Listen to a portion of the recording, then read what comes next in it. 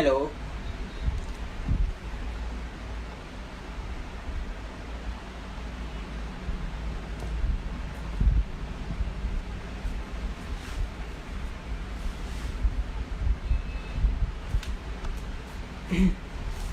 आज हमारे साथ जुड़ने वाले हैं जाइडस हॉस्पिटल के डॉक्टर ओम लाखानी, जो कि हमें थोड़ी इंट्रोडक्शन देंगे डायबिटीज़ के बारे में।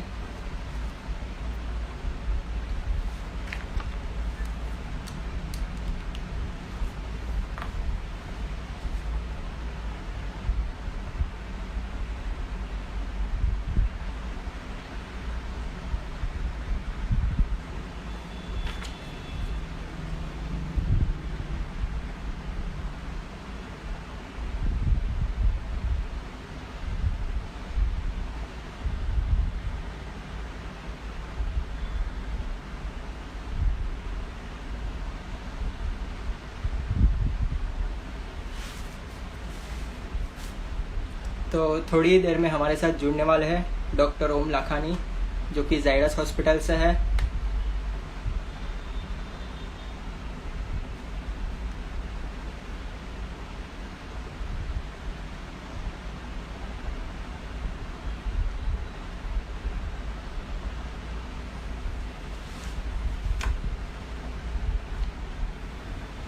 वो हमें बताएंगे कि डायबिटीज़ क्या होता है।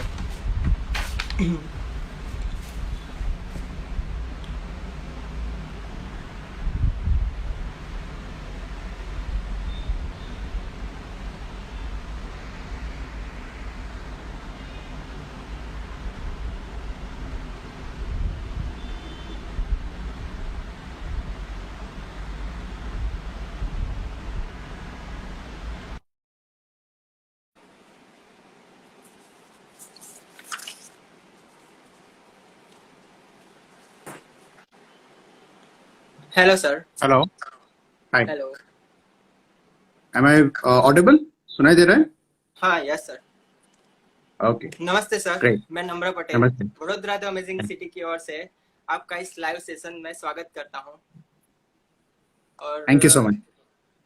आज जो हमारे साथ जुड़े हैं जाइडस हॉस्पिटल के डॉक्टर ओम लाखानी, जो कि जाइडस हॉस्पिटल के एक बेहतरीन एंडोक्राइनोलॉजिस्ट है, जो हमें थोड़ी जानकारी देंगे डायबिटीज़ के बारे में कि डायबिटीज़ हमारे सेंट्रल नर्वस सिस्टम में कैसे अफेक्ट करता है।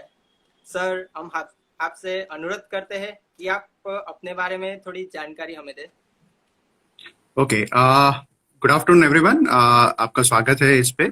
और पहले मैं ये कहना चाहूँगा कि I am basically Barodian. So I was born in Baroda.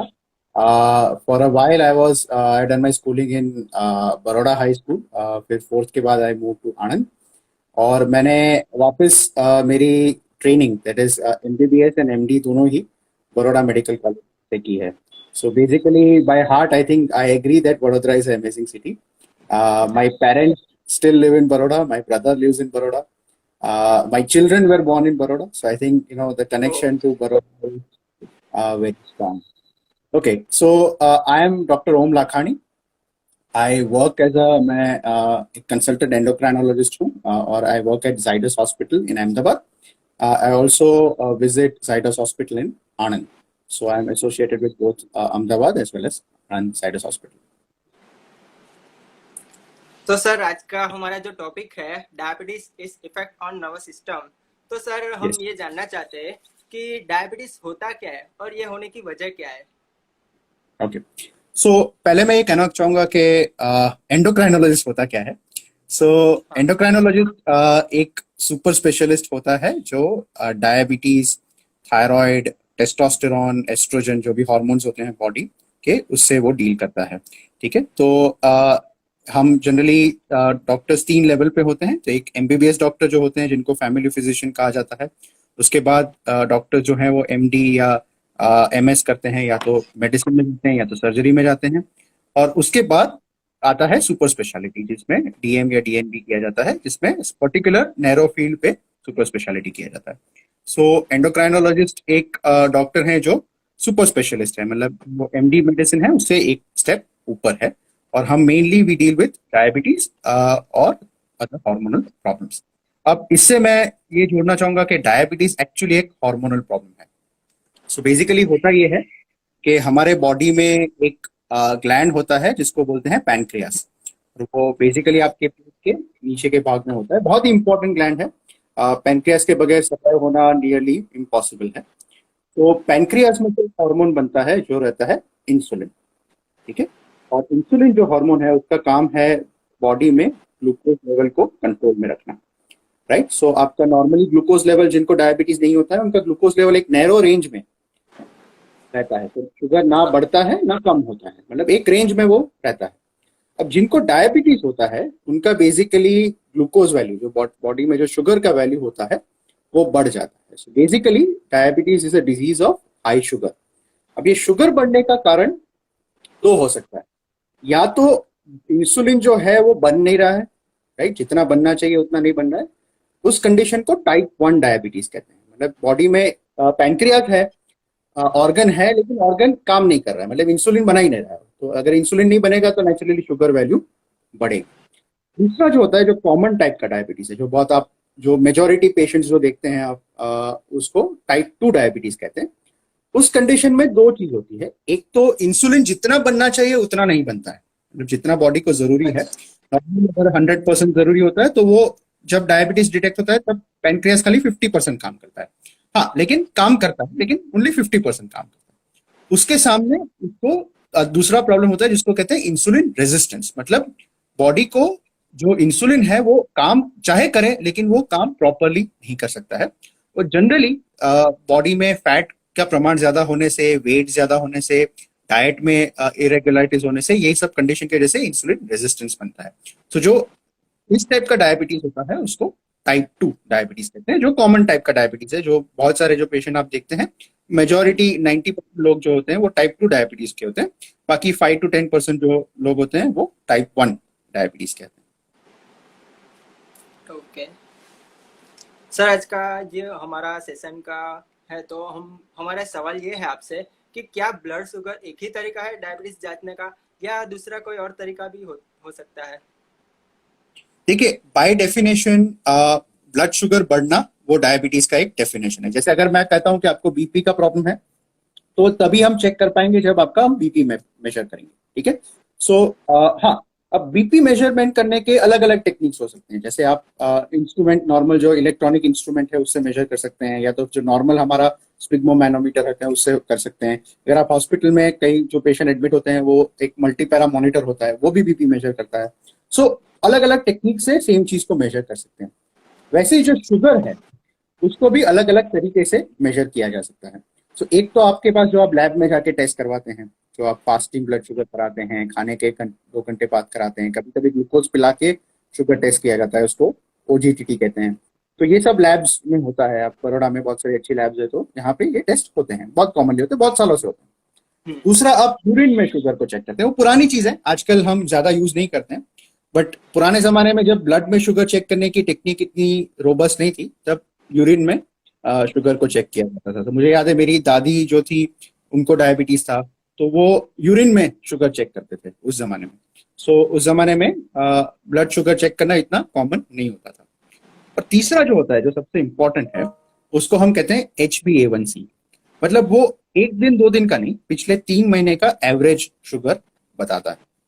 तो इसको अदर वर्ड्स में इसको ग्लाइकेटेड एल्ब्यूमिन भी कहते हैं, या ग्लाइकोसिलेटेड एल्ब्यूमिन भी कहते हैं। सो आप अगर फैमिली में कोई डायबिटीज का पेशेंट है या कोई डायबिटीज के आप सुपर स्पेशलिस्ट को दिखा रहे हैं, राइट, तो आप देखोगे कि रिपोर्ट्स में एक HbA1c करके रिपोर्ट किया जाता है जो पिछले 3 महीने का एवरेज शुगर बताता है। अब ये एवरेज जानना जरूरी इसलिए है, जैसे आप, अगर मैं क्रिकेट का आपको एनालॉजी दूं, तो अगर आप कहेंगे कि कोई जैसे सचिन है, वो is a great batsman, right, तो हम सचिन को ग्रेट बैट्समैन क्यों कहते हैं? मतलब वो उसने इतनी सारी सेंचुरीज भी बनाई है, बट उसकी एवरेज आप देखोगे, बैटिंग एवरेज जो है वो करीब 50 के करीब है, right. So around he not only does he score runs, but he has also scored it consistently, मतलब एवरेज ही उसकी ज्यादा, राइट। सो अगर वो हम उसको कहें तो मतलब he will be a great batsman, मतलब उसने कंसिस्टेंसी भी दिखाई है, उसने एवरेज उसकी अच्छी है।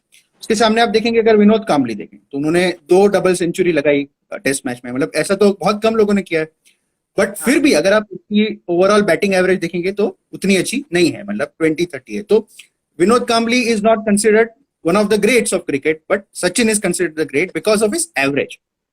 मतलब वैसे ही आप अगर एक दिन शायद आपका शुगर ज्यादा हो, एक दिन शायद शुगर आपका कम हो, मतलब फ्लक्चुएशंस नॉर्मली लाइफ में चलते रहते हैं, but at the same time अगर आपका एवरेज शुगर ज्यादा है तो आपका डायबिटीज पुअरली कंट्रोल है, अगर आपका एवरेज शुगर नॉर्मल है तो आपका डायबिटीज वेल कंट्रोल है। तो आप, इसीलिए हम पेशेंट्स को बहुत टाइम कहते हैं कि आपको प्लस माइनस जो फ्लक्चुएशन है वो तो किसी के भी लाइफ में आते रहते हैं, बट हमें ये देखना है कि आपका ओवरऑल पिछले 3 महीने 6 महीने में आपका एवरेज शुगर कैसा रहा है। अगर आपका एवरेज शुगर ज्यादा रहता है तो उसका मतलब आपका शुगर डायबिटीज कंट्रोल में नहीं है। अगर आपका एवरेज शुगर मोर और लेस नॉर्मल रहता है तो आप कह सकते हैं कि आपका diabetes is well under control, right. Okay, thank you sir.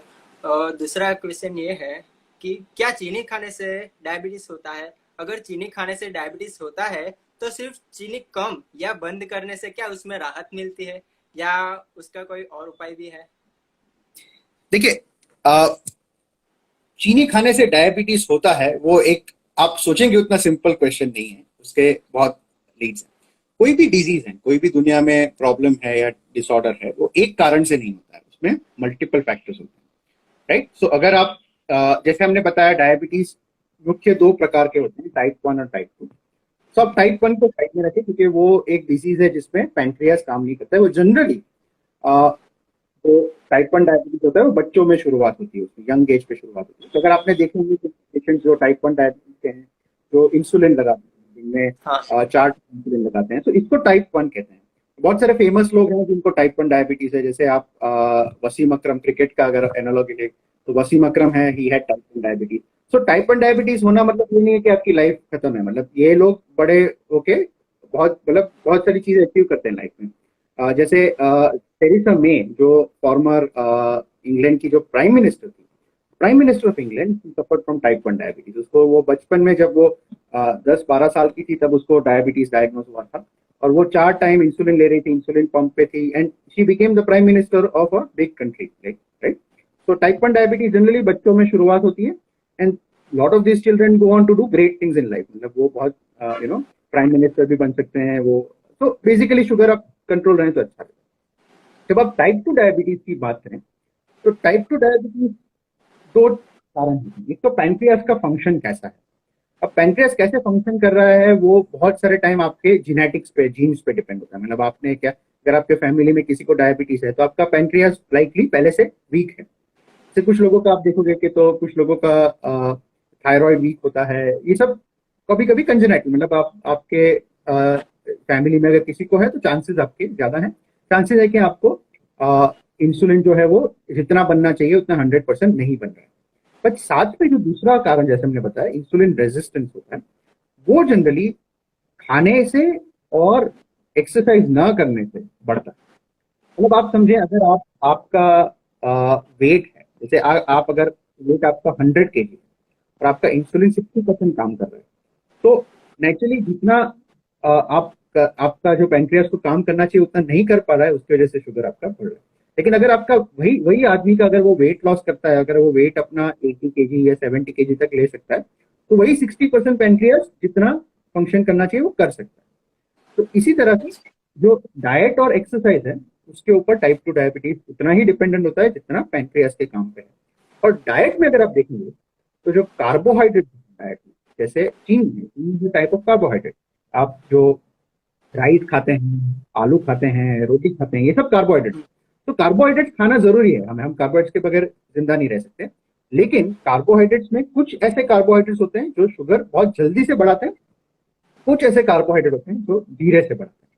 तो अगर मैं आपको सिंपल एक एक्सपेरिमेंटेशन करने के लिए बोल रहा हूँ, अगर आपके घर में किसी को डायबिटीज है और आपके पास ग्लूकोमीटर है, शुगर चेक करने का मशीन है, तो आप शुगर को खाइए और उसके हाफ एन आवर 1 आवर के बाद शुगर चेक कीजिए, और आप जैसे कोई रफ कार्बोहाइड्रेट हो, जैसे जैसे कुछ बाजरे की रोटी होती है या ये खाइए, और उसके 1-2 घंटे बाद आप शुगर चेक करें, आप क्लियरली देखेंगे there is a big difference. मतलब आप चीनी खाएंगे तो शुगर आपका, अगर आपका पहले शुगर आपका जैसे 80 है 90 है, तो आपका बढ़ के जाएगा 110। जबकि आप बाजरे की रोटी खाएंगे तो आपके शुगर जो है वो 110 तक नहीं जाएगा, इट विल गो टिल 90 100, मतलब कम बढ़ेगा। सो चीनी खाने से पर से डायबिटीज नहीं होता है, लेकिन ज्यादा चीनी खाने से रिस्क डेफिनेटली बढ़ जाता है, आपका इंसुलिन रेजिस्टेंस बढ़ जाता है। तो जैसे मैंने बताया, ये इतना सिंपल आंसर नहीं है। हाँ, एट द सेम टाइम उसको अब जब डायबिटीज होता है उसके बाद अब हम सबसे पहले डाइट में क्या कहते हैं, आप चीनी को अवॉइड कीजिए, क्योंकि चीनी से शुगर से सबसे फास्ट शुगर आपका बढ़ता है। इसीलिए आप अगर आप डायबिटीज आपको ऑलरेडी है तो सबसे इजी चीज जो आप कर सकते हैं वो आप डाइट में शुगर को निकालें। आप सोचेंगे कि ये सबसे इजी क्यों है, क्योंकि आपको पता है कि मीठा चीज क्या है और मीठा चीज क्या नहीं है। शायद बहुत लोगों को ये नहीं पता होता कार्बोहाइड्रेट्स क्या है, बहुत लोगों को ये नहीं पता होता कि कॉम्प्लेक्स कार्ब क्या होता है, सिंपल कार्ब क्या होता है, प्रोटीन क्या होता है, ये सब नहीं पता होता। बट सबको ये पता होता है, छोटे बच्चे को भी पता होता है कि ये चीज मीठा है। और जो भी डायबिटीज पेशेंट्स होते हैं उनको पहली चीज ये करनी है कि जो मीठी चीज है उसको अवॉइड करें। अगर वो अवॉइड करते हैं तो बहुत सारे आपके प्रॉब्लम्स हैं वो वहीं पे सॉल्व हो जाएंगे। उतना आसान नहीं है, इनको डायबिटीज है वो जानते हैं कि इतना आसान नहीं है, डॉक्टर तो कह रहे हैं, लेकिन करना उतना मुश्किल है। But at the same time अगर आप उसी से शुरुआत करें तो वो सबसे सिंपल चीज, राइट। Okay sir. अब हमारा नेक्स्ट क्वेश्चन ये है कि डायबिटीज आंखों को और नसों को कैसे अफेक्ट करता है। ठीक है, सो बहुत अच्छा question. I think there are, देखिए 3 ऑर्गन है बॉडी के जो डायबिटीज कॉमनली इफेक्ट करता है। एक है आपकी आंखें, आंखों में भी स्पेसिफिकली आपका जो आंखों का पर्दा है उसको, जिसको रटाइना कहते हैं, तो रटाइना जो है उसको डायबिटीज बहुत कॉमनली इफेक्ट करता है। मतलब आप अगर ओवरऑल देखें कि ब्लाइंडनेस मतलब आंखों की रोशनी जाने के कारण क्या होते हैं, तो टॉप 5 कारण में डायबिटीज तीसरा नंबर आता है। मतलब उसके पहले अगर आप देखें तो कैटरैक्ट होता है या ग्लोकोमा होता है, उसके बाद डायबिटीज आता है। तो डायबिटीज के कारण से आंखों का पर्दा जो है उसके अंदर जो छोटी छोटी नस होती है वो फट जाती है, इससे ब्लीडिंग होता है और ब्लीडिंग की वजह से आंखों की रोशनी जा सकती है। और ये एकदम सडनली होता है, मतलब पता भी नहीं चलता किसी को। कहीं आप नॉर्मली बैठे हैं, आपको कुछ नहीं है, सडनली आपकी आंख में ब्लीडिंग शुरू हो गया और आपकी आंखों की रोशनी चली गई। ये बहुत डेंजरस चीज है, उसका ट्रीटमेंट भी अगर तुरंत ही कोई ऑपरेट नहीं करता है तो फिर वापस विजन आना मुश्किल है। तो इसीलिए हम डायबिटीज के पेशेंट्स को हमेशा बोलते हैं कि साल में एक बार आंखों के पर्दे की जांच जरूर से करानी है। अगर आपको पहले से पर्दे में कुछ असर है तो हम पहले से उसको लेजर ट्रीटमेंट या कुछ करके उसको ठीक कर सकते हैं, ताकि आगे चल के ये प्रॉब्लम बढ़े ना। दूसरा जो ऑर्गन होता है जो बहुत इंपॉर्टेंट है वो है किडनी। अगेन मैं कहूंगा, आप कोई भी किडनी के डॉक्टर के पास जाएं, राइट, बड़ौदा में बहुत सारे अच्छे किडनी के डॉक्टर हैं, अहमदाबाद में बहुत सारे अच्छे डॉक्टर हैं। आप किडनी के डॉक्टर के पास जाएं और देखें कि उनके पेशेंट्स में डायबिटीज पेशेंट कितने हैं, और आप देखेंगे 90% उनके पेशेंट डायबिटीज के। मतलब दुनिया में, खाली इंडिया में नहीं, world wide the leading cause of kidney failure. आप ये जो डायलिसिस पेशेंट करवा रहे हैं, ये जो किडनी के ट्रांसप्लांट करवा रहे हैं, ये सभी पेशेंट में से मेजॉरिटी पेशेंट डायबिटिक। मतलब 80%, 70 to 80% किडनी फेलियर के जो कॉज होता है वो डायबिटीज होता है, इतना कॉमन है।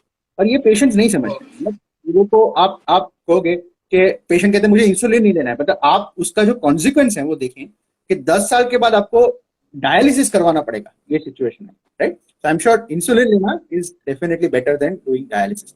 सो kidney failure is the second complication. तो थर्ड चीज है जो आज का टॉपिक है, वो जो नर्व्स है, नस जो है आपकी, ठीक है। तो डायबिटीज के वजह से बॉडी के पूरे ऑर्गन्स में, ब्रेन से लेके आपके पांव तक जो नर्व्स होती है वो सूख जाती है। नर्व्स गेट जो है वो ड्राई आउट हो जाती है, उसको आप सूखना कह सकते हैं या उसको डेथ कह सकते हैं, सेल्स का, नर्व्स का, न्यूरॉन्स का। तो वो धीरे धीरे धीरे सूखनी शुरू हो जाती है। उसकी वजह से जो नस जो काम करनी चाहिए वो उस तरह से नहीं कर पाती है। पहले जो है वो पेरिफेरल ऑर्गन्स, मतलब आपके पैरों में शुरुआत होती है, फिर हाथों में शुरुआत होती है, धीरे धीरे और भी नर्व्स इफेक्ट होती है। हाँ, ब्रेन पे भी असर आ सकता है, वो अलग टाइप का इशू होता है। कभी कभी ऑटोनोमिक नर्वस सिस्टम, मतलब जो आपके हार्ट के बीट्स हैं, आपके स्वेटिंग है। आपने देखे होंगे कुछ पेशेंट्स होते हैं, आज कल ही एक पेशेंट आया था, बैठा है, डायबिटीज है, उसको कॉन्स्टेंटली पसीना चल रहा है, राइट। तो ये मतलब बेसिकली नर्व्स जो है, और एसी फुल है, मतलब ऐसा नहीं है कि गर्मी इतनी ज्यादा, इज कॉन्स्टेंटली स्वेटिंग। तो ये भी एक नर्व्स का एक काम होता है जो वो डायबिटीज के कारण प्रॉपरली नहीं कर पा रहा है, राइट। सो आप इस तरह से जो जो ये 3 ऑर्गन है जो सबसे और बहुत ही जरूरी है, मतलब इसके बगैर आप आंखों के बगैर जीना मुश्किल है, किडनी के बगैर तो आप जानते ही हैं क्या है, नर्व्स के बगैर भी it is difficult to survive. So ये 3 इंपॉर्टेंट ऑर्गन्स हैं जो डायबिटीज इफेक्ट करता है, और इसी को हम तीनों को प्रोटेक्ट करने के लिए हम डायबिटीज को कंट्रोल करते ओके, अभी हमारा ये जो नेक्स्ट क्वेश्चन है वो है, जो किसी के बेहतरीन इलाज हो सकता है इसका क्या, और यदि हाँ तो कैसे, और नहीं तो हम रूटीन लाइफ में नॉर्मल जीने के लिए क्या क्या कर सकते हैं।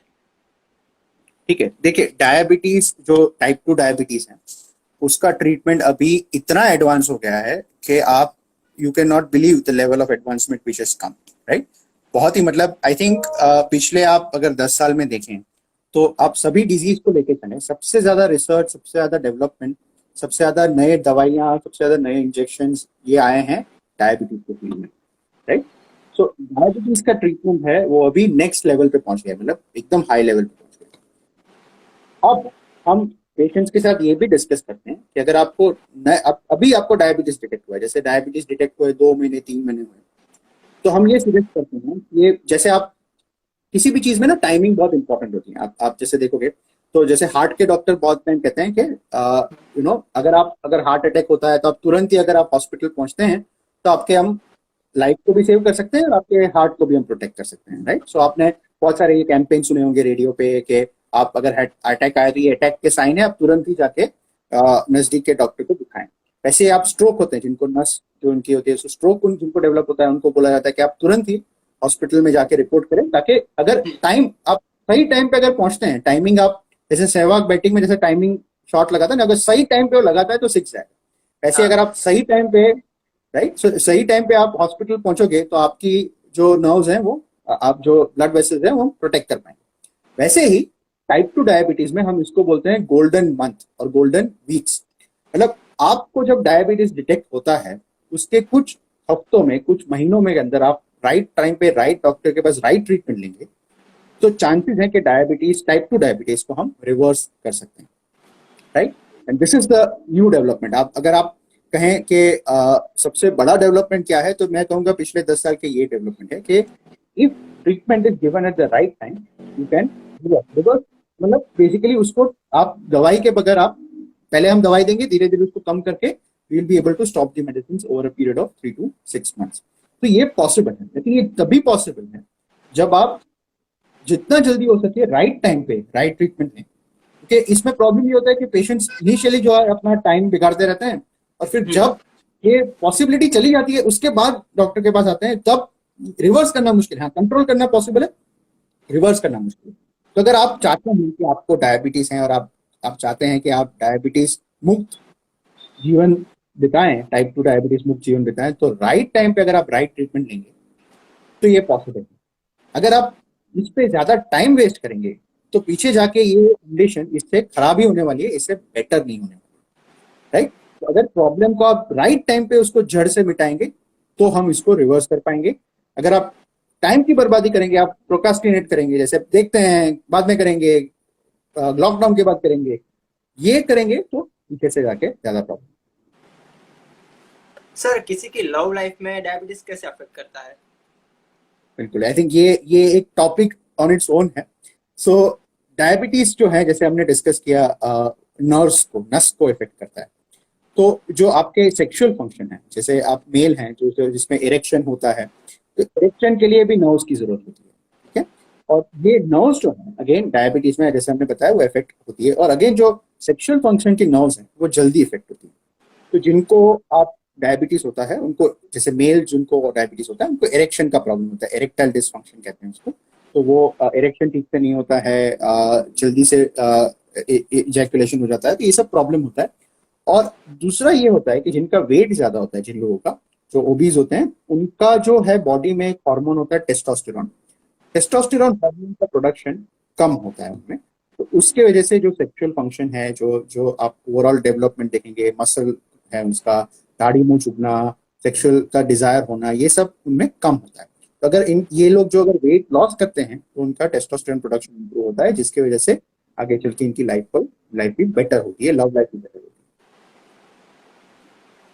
अब सर व्यूअर्स में से एक क्वेश्चन है तो वो हम करेंगे कि है। बिल्कुल। अभी कोरोना चल रहा है तो डायबिटीज के टेस्ट के लिए हॉस्पिटल आना ठीक है या नहीं? देखिए ये एरिया वाइज डिपेंड होता है। मैं इस तरह से आपको कहूंगा कि अब हमारे पास इतनी फैसिलिटीज हैं। आप अगर आपको पिज्जा खाना है तो आप थोड़ी पिज्जा के लिए आपको रेस्टोरेंट जाने की जरूरत है, आप घर पे भी ऑर्डर कर सकते हैं। ठीक है। तो आप अगर नया लैपटॉप खरीदना चाहते हैं तो आप, जरूरी थोड़ी है कि आप लैपटॉप की दुकान पे जाएंगे, आप इंटरनेट पे रिव्यू करेंगे, आप कोई अच्छी सी इंस्टाग्राम की साइट को फॉलो करेंगे और आप इंटरनेट से ऑर्डर कर सकते हैं, आप अमेजोन से ऑर्डर कर सकते हैं। Right. So everything is now available at home. Right. So Baroda में बहुत सारी लैब्स है। ऑल लैब्स अगर आप कहेंगे कि आप घर पे होम कलेक्शन करो तो होम कलेक्शन करके देंगे आपको, तो जरूरी नहीं है कि आप हॉस्पिटल जाएं।